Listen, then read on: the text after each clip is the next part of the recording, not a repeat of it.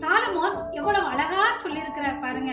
சாலமோன மாதிரி ஒரு ஞானம் படைத்தவர்கள் இந்த உலகத்துல யாருமே கிடையாது.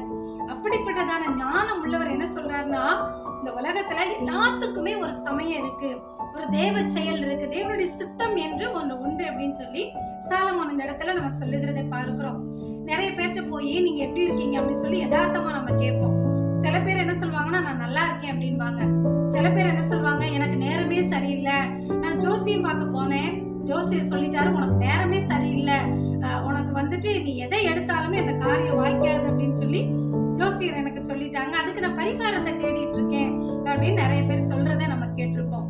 பாருங்க, இந்த உலகத்துல இருக்கிற மனிதர்கள் என்ன நினைக்கிறாங்கன்னா, அவங்களுடைய அதிர்ஷ்டத்தை வைத்துதான் அவங்களுடைய வாழ்க்கை நடக்கிறது அப்படின்னு சொல்லிட்டு இந்த உலகத்துல வாழுகிறதான மக்கள் நம்புகிறார்கள். ஆனா ஆண்டவர் என்ன சொல்றாருன்னா, உங்களுக்காகவும் எனக்காகவும் ஆண்டவர் ஒரு நேரத்தை வைத்திருக்கிறார், ஒரு சமயத்தை வைத்திருக்கிறார்.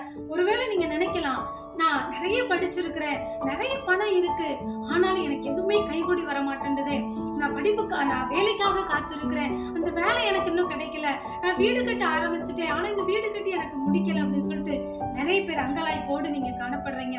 ஆனா ஆண்டவர் சொல்றாரு, உங்களுக்கான ஒரு நேரத்தை நான் வைத்திருக்கிறேன், உனக்கான நேரம் வரும் வரைக்கும் நீ காத்துரு, அந்த நேரத்துல நீ அது எவ்வளவு தடை வந்தாலும் அது ஆண்டவர் நிச்சயமாக செய்து முடிப்பார்.